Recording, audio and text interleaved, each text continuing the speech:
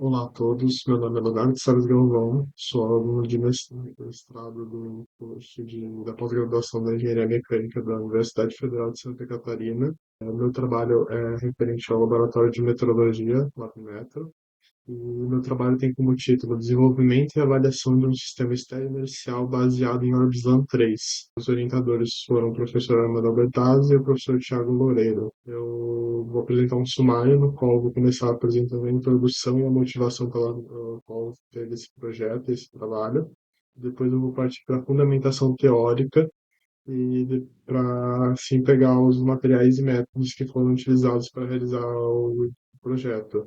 Depois a gente vai para a parte de discussão e resultados obtido nesse trabalho e por fim a gente vai apresentar as conclusões e os trabalhos futuros que vão decorrer desse trabalho de mestrado que foi realizado. Para contextualizar o trabalho envolve a indústria de petróleo e gás, e nessa indústria de petróleo e gás existe uma necessidade constante e crítica de inspeção de dutos, risers, estruturas submersas num todo para garantir a integridade ambiental e operacional das operações nesses ambientes. Atualmente, a solução padrão para isso é utilizar ou mergulhadores ou ROVs, que são veículos operados remotamente. Nesse contexto, entra o projeto VORES, que é o projeto que o meu mestrado faz parte, que ele tem o objetivo de usar um ROV comercial e transformar ele numa ferramenta de metrologia avançada, incorporando nele diversos sistemas de visão para reconstrução 3D. Essas técnicas que nós vamos adicionar no ROV já foram testadas e avaliadas no laboratório em terra. Então, nesse contexto do projeto Glórias, a gente tem a demanda de um sistema que faça a localização e mapeamento do que o sistema está visualizando. Então, entra a técnica de SLAM para suprir essa necessidade. E o SLAM significa Simultaneous Location and Mapping, que é localização e mapeamento simultâneos. E para conseguir suprir essa demanda, a gente decidiu utilizar o algoritmo Orbislam 3, que é um algoritmo muito que é considerado como estado da arte em robustez e precisão atualmente. Esse algoritmo permite que a gente desenvolva um sistema estéreo inercial e permite a validação do algoritmo para a aplicação que a gente quer usar. Ele se adequa para as necessidades que a gente tem do RLV, então ele foi o algoritmo escolhido para a gente conseguir, para que permite o desenvolvimento do sistema estéreo inercial e também se adequa às necessidades do projeto. Bem, os objetivos específicos do trabalho, primeiro a integração de um hardware, desenvolver um aparato físico rígido que une as câmeras industriais que a gente possui no laboratório junto com um sistema inercial que é a IMU, garantindo assim uma sincronização e estabilidade do sistema. O segundo objetivo específico do trabalho é a questão de avaliar o algoritmo Orbislo 3, não apenas soldar o software, mas otimizar seus parâmetros para operar os nossos sensores específicos em condições e iluminações diversas, para futuramente ser acoplado ao ROV. Também aí isso entra a questão de avaliar ele em ambiente seco, ou seja, avaliar em ambiente terrestre, em ambiente controlado e também em campo. Com essa avaliação vem a avaliação das incertezas e avaliar metrologicamente o sistema e o algoritmo. E, por fim, preparar ele para integração no projeto VORES, ou seja, deixar ele preparado para ser integrado ali no nosso RV comercial. E vamos começar a nossa fundamentação teórica com a parte na teoria de visão. O nosso sistema se baseia no modelo de câmera tradicional pinhole. O problema desse modelo é que, ao projetar o mundo 3D em um plano 2D, a gente perde a informação da profundidade. Uma única câmera não consegue dizer se o objeto é pequeno, se está perto, se é grande ou está longe. A solução que a gente encontra para isso é usar um sistema estéreo, ou seja, duas câmeras simulando como se fosse a visão humana, que aí a gente consegue pegar a profundidade.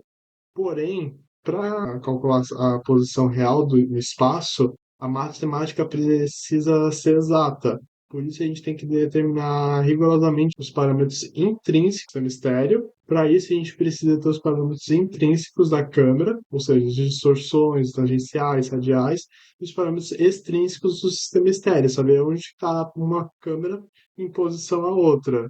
E com isso a gente consegue ter essa questão da profundidade e conseguir tirar informações da cena para o nosso sistema, poder se basear e conseguir ter sua posição e mapeamento. Além do sistema de visão, a gente também utilizou um sistema inercial, que é uma IMU. Nossa IMU é baseada na tecnologia MEMS, que é Micro Electromechanical System, ou sistema microeletrônico. Esse sensor da IMU, contém um acelerômetro de 3 eixos, 3 graus de liberdade, e um giroscópio com mais 3 graus de liberdade, como vocês conseguem ver aqui na imagem ao lado. A grande vantagem de incorporar um AMU é sua alta de frequência de aquisição. Enquanto as câmeras trabalham ali numa faixa máxima de 60 Hz, a AMU normalmente trabalha numa faixa de 200 Hz para cima.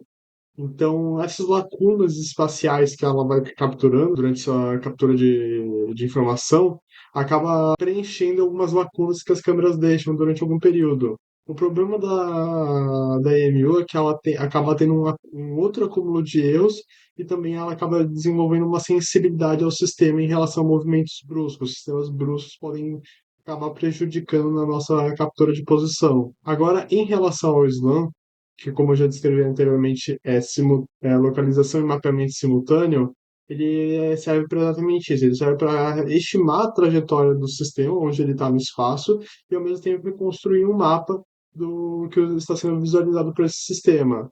Então, ele segue as seguintes arquiteturas. Ele segue a arquitetura do tracking, que é essa estimação da pose, e ao mesmo tempo a otimização global, que ele vai fazendo uma correção dos erros acumulados através das cenas que ele vai passando, isso com o mapa e também com o sistema de tracking já dele. E esses sistemas de slams acabam gerando esse tipo de resultado que vocês estão vendo aqui na tela, que é essas nuvens de pontos com a trajetória ali no meio. Essa imagem aí é do bloco de letras ali da Universidade Federal de Santa Catarina. Eu percorri 2 andares com o sistema ligado, atravessando a escadaria, atravessei de um bloco para outro, voltei para o andar de baixo, subi e ele funcionou sem problemas. Olhando para o diagrama, vamos acompanhar o passo a passo como o sistema funciona. A gente tem as entradas aqui, que são as câmeras e os dados da IMU, ou seja, os dados inerciais, que é o giroscópio e acelerômetro, mais o sistema de visão, que é as 2 imagens das câmeras. Com as entradas, a gente vai para a parte do rastreamento. O primeiro passo do processo é a extração de características, ou seja, o algoritmo varre a imagem procurando pontos de interesse para se localizar, para que ele consiga identificar se ele passou por aquele canto futuramente ou se conseguir pegar essas características e conseguir descrever o que ele está vendo na cena para a parte de rastreamento. E nisso aí ele já faz a fusão dos dados inerciais com os dados de visão e ele vai para a parte de otimização global, no qual ele faz o refinamento daqueles dados que a gente conseguiu no bloco anterior e ele faz um ajuste para minimizar os erros, que é o que a gente chama de bundle adjustments. Ele faz as correções ali dentro. Ele procura pontos semelhantes, vai acumulando as informações que ele vai adquirindo ao longo do tempo, e com isso ele aumenta a precisão do mapa e da trajetória que ele entrega, que são as saídas. A trajetória que vocês viram anteriormente e o mapa global, que é a nuvem de pontos, eles vão sendo otimizados quanto mais informações eles vão sendo acumulados. Ou seja, quanto mais imagens, mais você vai se movendo, melhor ele vai descrevendo o ambiente, melhor ele vai definindo a sua posição no espaço. E aí ele consegue gerar uma pose e um mapa mais preciso. O algoritmo utilizado nesse trabalho é o OrbSLAM 3, que utiliza a técnica do ORB como seu descritor. A sigla é Orientated Fast Rotate and Rotated Brief, que ele utiliza essa técnica do fast e brief como descritores para a técnica do SLAM. O fast sendo a detecção em tempo real das features, das características, os pontos altos em contraste, e o brief ele faz uma binarização desses pontos. Além disso, o Orbis ele também contém alguns outros recursos, como o multimapla chamado Atlas, que ele permite que, caso o sistema seja perdido, ele recrie um novo mapa e caso ele reencontre uma pose que já foi passada anteriormente, ele conecta esses dois mapas. E também o recurso de Twilight Couple, que é um recurso que aprofunda os dados entre... É um recurso de integração profunda entre dados de visão e inerciais. Para dar uma explicada um pouco mais a fundo dessa questão do Fast, ele basicamente avalia todas as intensidades dos pixels da imagem. Aliás, o Orbislam, ele trabalha apenas com imagem preto e branco, então ele procura pontos de distância na imagem preto e branco, ele procura pontos de interesse baseado na diferença da tonalidade de pixels. Essas diferenças, caso, como vocês conseguem ver ali, ele forma um círculo e avalia o círculo ao redor do pixel central que ele está avaliando. Ele faz isso para todos os pixels da imagem, e caso esse pixel que ele está avaliando tenha um contraste com os pixels ao redor, ele considera ele como um ponto de interesse. Aí que vem depois a parte de orientação e descrição, que aí ele binariza esse ponto e aí calcula a posição e o ângulo dele em relação ao sistema. E assim a gente consegue ter um ponto do mapeamento e ele vai conseguindo saber sua posição durante a trajetória. E aí que entra a questão do brief de fazer a assinatura binária para cada um desses pontos. Cada ponto selecionado desses, que vocês estão vendo aqui, são esses pontos verdes, ele tem uma descrição binária. Então vocês conseguem ver ali que ele pegou pontos bem nas bordas, onde tem diferença de tonalidade de pixel, e aí com a escolha como ponto de interesse, ele binariza ele com o brief para caso ele seja encontrado novamente em uma outra visualização, ele associa o ponto que ele viu anteriormente com o ponto que ele está vendo agora. E aí ele vai fortalecendo ali com os recursos que vocês viram anteriormente. Ele vai fortalecendo o mapeamento da cena e o da trajetória conforme vocês viram os recursos que eu já expliquei. Bem, um breve sumário dos materiais e métodos que vai ser apresentado a seguir. Eu vou começar explicando e falando dos equipamentos, do hardware utilizado nesse trabalho. Depois eu vou apresentar o ambiente de desenvolvimento, a questão dos softwares, os algoritmos que foram utilizados, os subalgoritmos que são utilizados pelo Orbisla 3, os procedimentos de calibração dos sistemas, tanto da EMU quanto no sistema estéreo, e os procedimentos experimentais que foram utilizados ali na parte para avaliação do trabalho e conseguir os resultados que a gente obteve. Referente ao hardware, a gente tem duas construções de sistemas principais. A gente tem o nosso hardware 1 e o nosso hardware 2, que o primeiro a gente utilizou duas câmeras point grade da FLIR de 1600 pixels por 1200 e as lentes da Kowa de 3,5 milímetros, e a gente utilizou tanto no primeiro e segundo hardware a EMUI Shin 300.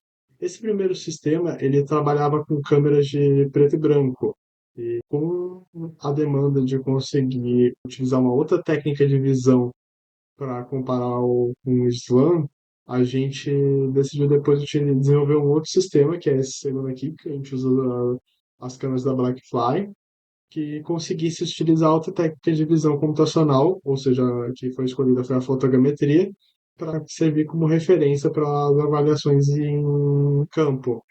Então, esse aqui trabalhava com imagens preto e branco, esse aqui já trabalhava com imagens coloridas, porém o Orbislam continuava trabalhando com imagem reduzida e preto e branco, com esse sistema aqui com as câmeras de maior resolução e coloridas. As imagens coloridas eram salvas em paralelo para utilização futura, utilizando a técnica de fotogrametria como referência. Aqui mostra a evolução do nosso sistema ao longo do projeto. A gente começou ali com as câmeras iniciais nessas posições, depois a gente decidiu aumentar o nosso baseline entre as câmeras. Depois foi adicionado o sistema inercial, o sistema inercial foi aí readequado em questão da sua posição.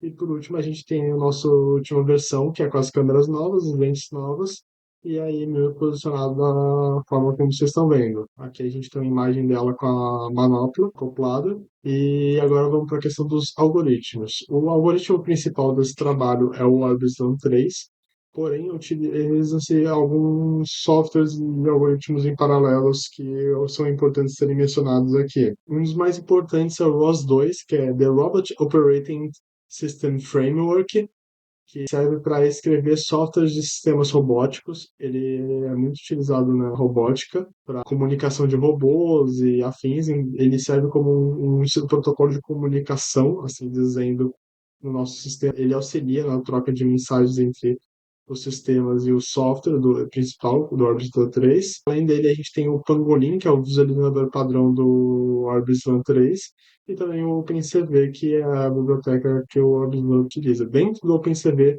a gente tem a G2O, que é o motor de otimização. Ele resolve os problemas de gráficos complexos e de bundle adjustments para refinar a trajetória e o mapa, e o DBOW2, que permite o reconhecimento de lugares que já foram passados anteriormente, ou seja, ele avalia sempre se a imagem, se aquele lugar que a imagem está visualizando agora foi um ambiente que a gente já percorreu anteriormente, para utilizar a técnica de loop closure que o Orbis Lab possui. E também a gente utilizou o Foxglove, que é um outro software de visualização, mas foi para a gente conseguir ter mais informações durante a movimentação utilizando o Obslo 3. Aqui, só para vocês terem uma noção, essa aqui é a visualização do Pangolin. Como vocês podem ver, a gente tem aqui o sistema de a câmera, ali pegando os pontos ali, ele mostra um mapa junto com a trajetória. A gente consegue ter algumas opções de visualização, patch, parar, entre outras coisas. E aqui a gente tem a visualização do Foxglove, que ele permite que a gente edite e coloque as janelas que a gente deseja.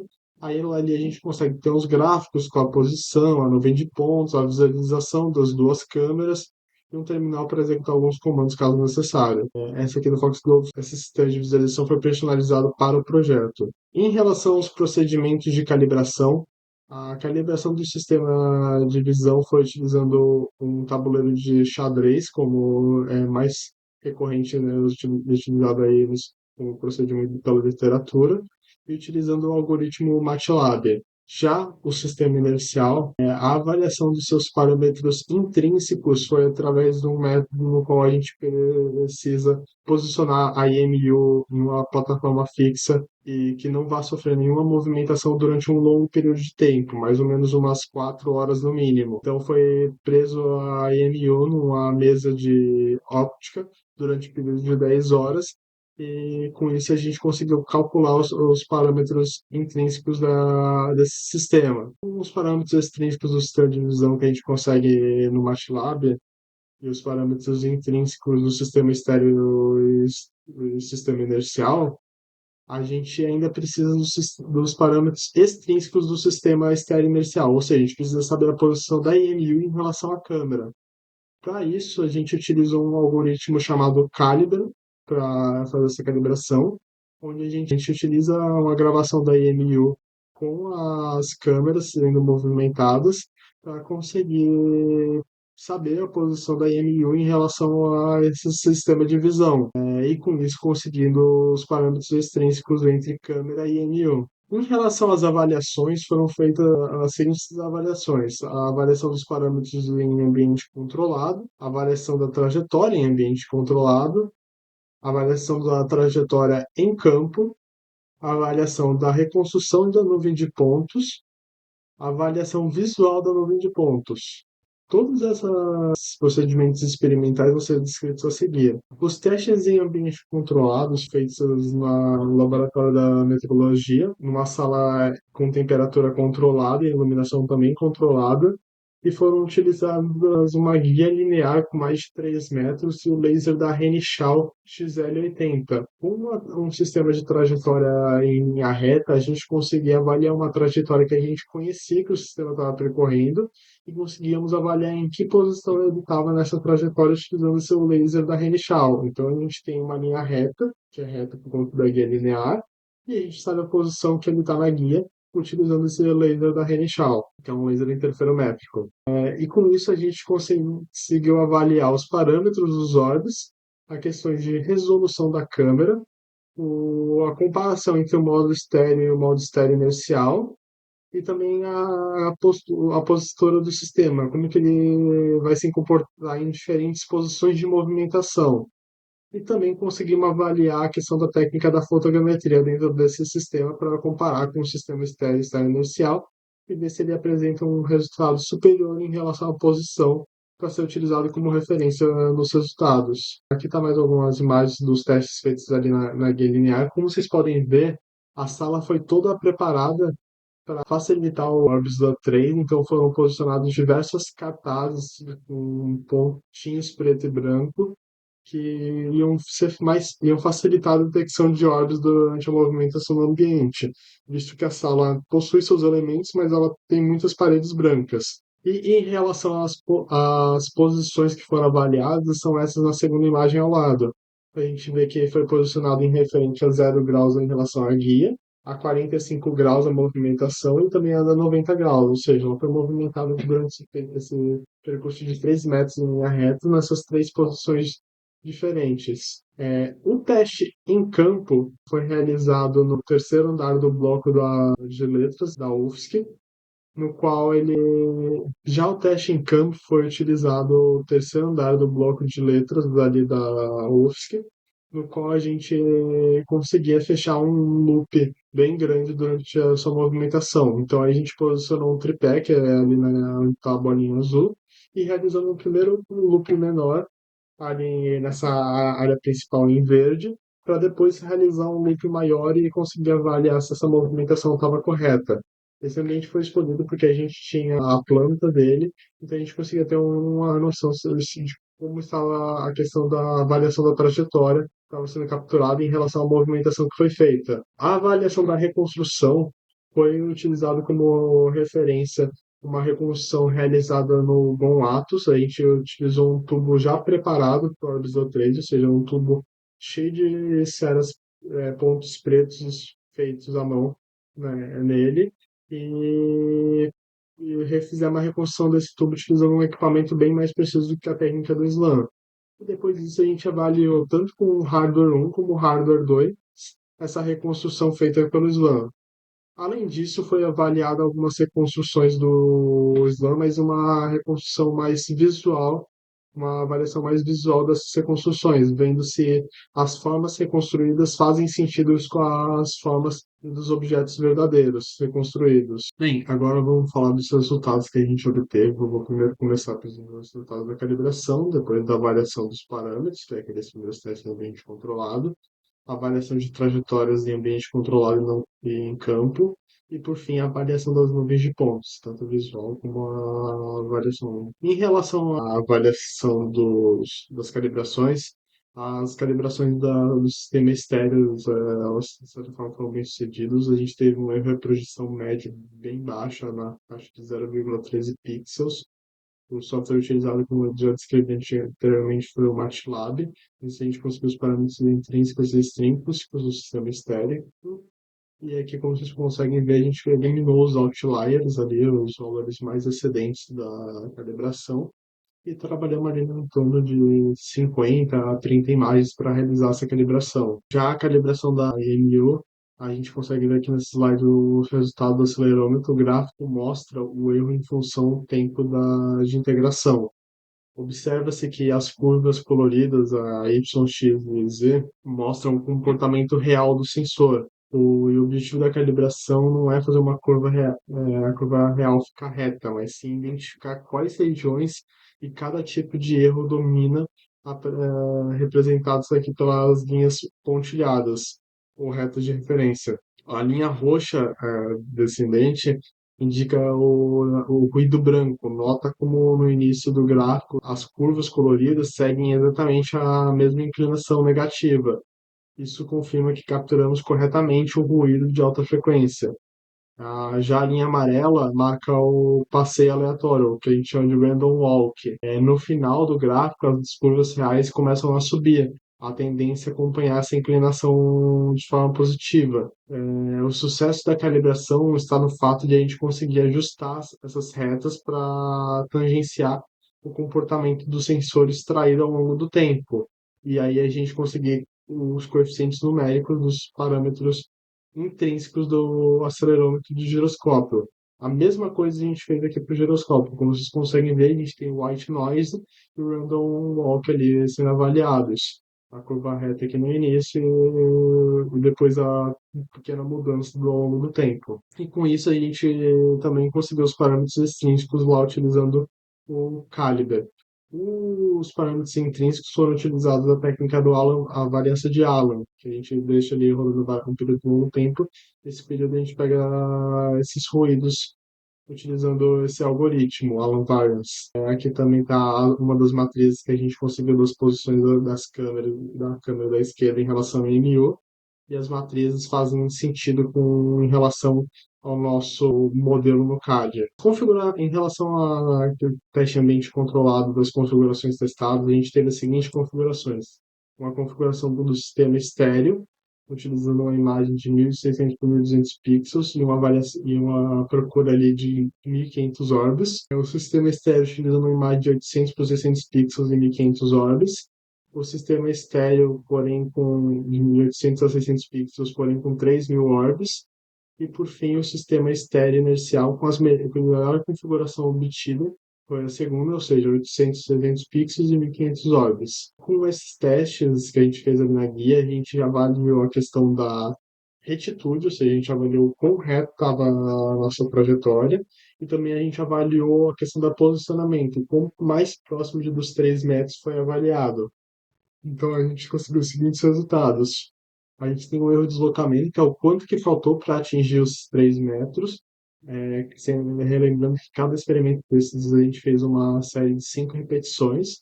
Então a gente conseguiu avaliar ali tem um desvio médio de quanto foi feito. E também ali o erro da retitude.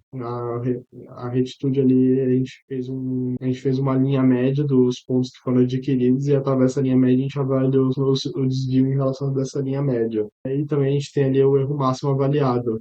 Aqui na primeira configuração a gente conseguiu um erro de deslocamento ali na faixa de 66 milímetros, um erro de retitude ali na faixa de 2,4 milímetros e um erro máximo de retitude na faixa de 7,5 milímetros. Na configuração 2, que a gente já reduz a resolução do sistema, a gente obteve um erro de deslocamento na faixa dos 54,8 milímetros, um erro de retitude na faixa de 4,5 milímetros e um erro máximo de retitude na faixa de 17,8 milímetros. Já na configuração 3, que a gente tem um aumento na quantidade de ordens, a gente teve um erro de deslocamento superior de 74,1 milímetros, um erro de retitude na faixa de 6,3 e um erro máximo de retitude na faixa de 49,4. Na configuração 4, a gente obteve um erro de deslocamento na faixa de 43,1 milímetros e um erro de retitude na faixa de 45 milímetros, um erro máximo de retitude na faixa de 195,6 milímetros.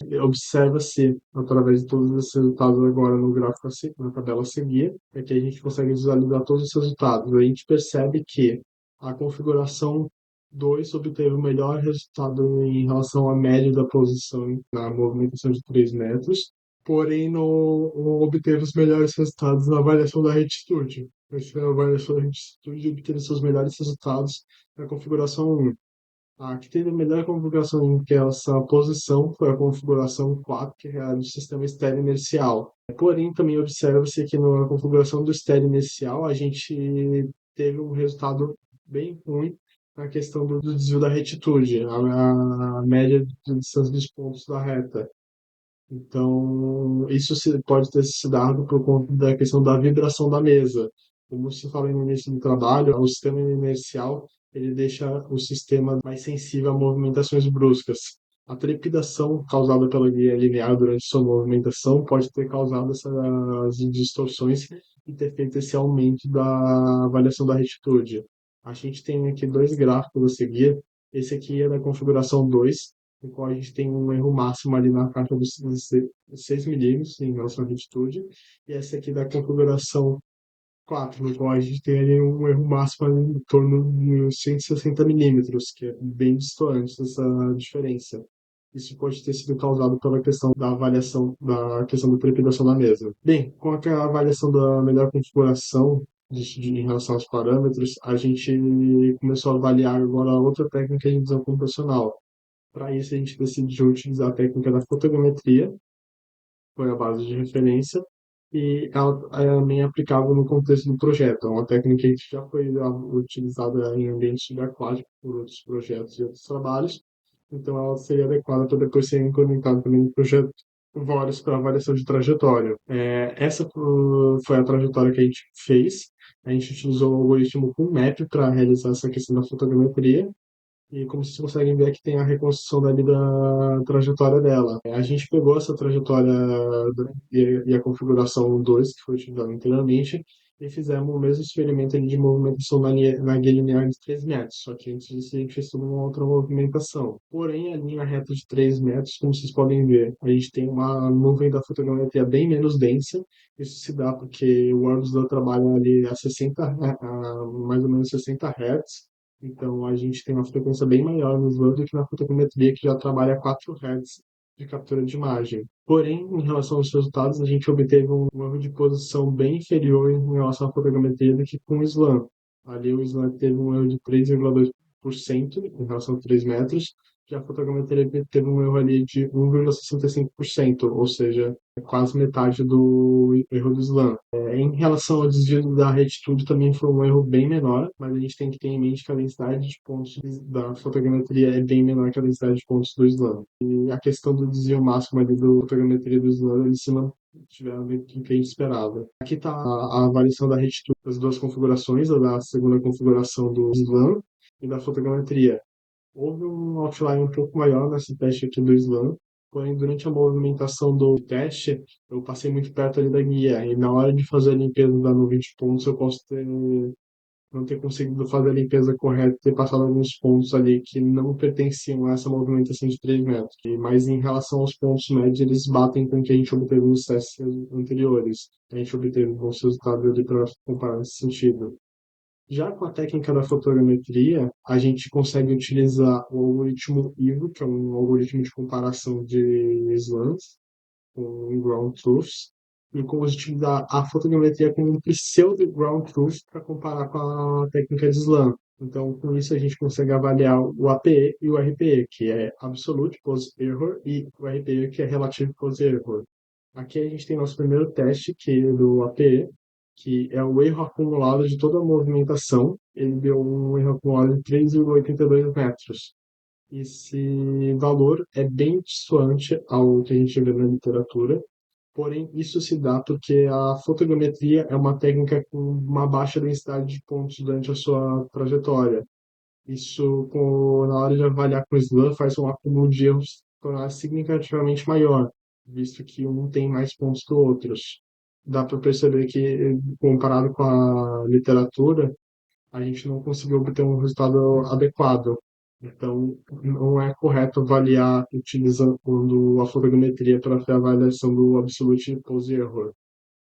Já em relação ao relativo pose erro, que é o erro de posição relativo, não é o erro acumulado, ou seja, cada ponto sendo avaliado individualmente em relação ao seu ponto da fotogrametria como do slam, ele já deu um resultado bem mais parecido com o que a gente obtém na literatura, tendo um erro médio ali em torno de 0,053 metros. E dá para perceber bem que durante a movimentação a gente não tem nenhuma inconsistência dessa movimentação toda. Com isso, a gente já comprovando que dá para avaliar o RPE, mas não o APE, a gente fez essa avaliação do APE e RPE para o ambiente em campo, utilizando a fotogrametria como uma trajetória de referência. Isso que a gente conseguiu obter uma trajetória mais precisa com a técnica de fotogrametria do que com o SLAM. E aqui a gente está a nossa avaliação do APE do terceiro documento do CCE, lá do Centro de Comunicação e Expressão da UFSC. A gente observa que ela se mantém consistente, ela não tem um outlier ali, um erro de deformação. Então, as duas nuvens estão coincidentes, porém, a gente tem um erro acumulado ali em torno de 15,28 metros. Isso, para uma trajetória de mais de 50 metros, faz sentido com o nosso problema que a gente tem da fotogrametria, mas aquilo está longe de ser o que é esperado pela literatura. Já que a avaliação do RPE, a gente teve um valor máximo ali na faixa de 0,32 metros, porém um erro médio ali na faixa de 0,12 metros. Isso para uma movimentação de 50, mais de 50 metros é um ótimo resultado e que está dentro da literatura. Então a gente conseguiu montar o nosso sistema estéreo inercial e obter resultados que fazem sentido com o que a gente vê por aí sendo utilizado do Orbis O3. Agora, em relação às nuvens de pontos que foram avaliadas, A gente tem uma primeira avaliação aqui, que é uma avaliação visual. Essa aqui é a nuvem da reconstrução da tubulação. Como vocês conseguem ver, ele tem um formato de tubo parecido com o que foi reconstruído. Então, é um formato que faz sentido com o que está sendo avaliado. A mesma coisa acontece durante a movimentação ali no pavimento do CCE. Aqui a gente vê a reconstrução e ela faz sentido com o que a gente tem ali na planta. Essa avaliação também foi feita na questão da caixa d'água ali que a gente tem atrás do centro de eventos da UFSC.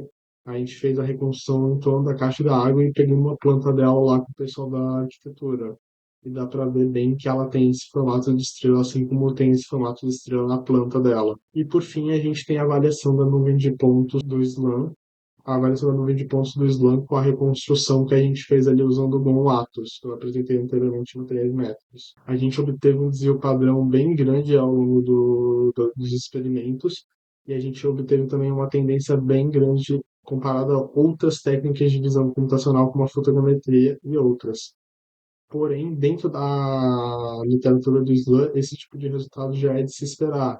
Então, a gente está dentro do que é esperado do Slam, porém, a gente está conseguindo mensurar esses valores para conseguir, na hora de que for adaptado para o projeto Voice, a gente vai saber se pode ou não, o quanto a gente pode dar de confiança a esse mapeamento que o Slam faz. Com isso, a gente conseguiu os seguintes resultados. A gente foi implementado dois sistemas Slam através de visão estéreo com a navegação inercial. Foram também avaliadas trajetórias em dois tipos de ambiente, controlado e em campo.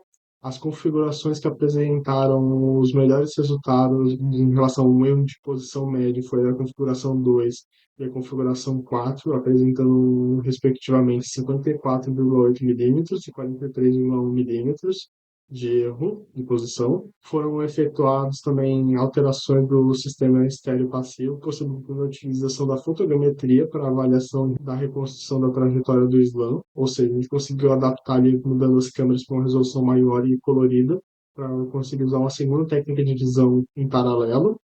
Também a gente foi possível utilizar a fotogrametria para avaliar utilizando a técnica de RPE, que é Relative Close Error, obtendo uns erros médios ali em torno de 0,053 para o teste de 3 metros e 0,12 metros no teste em campo.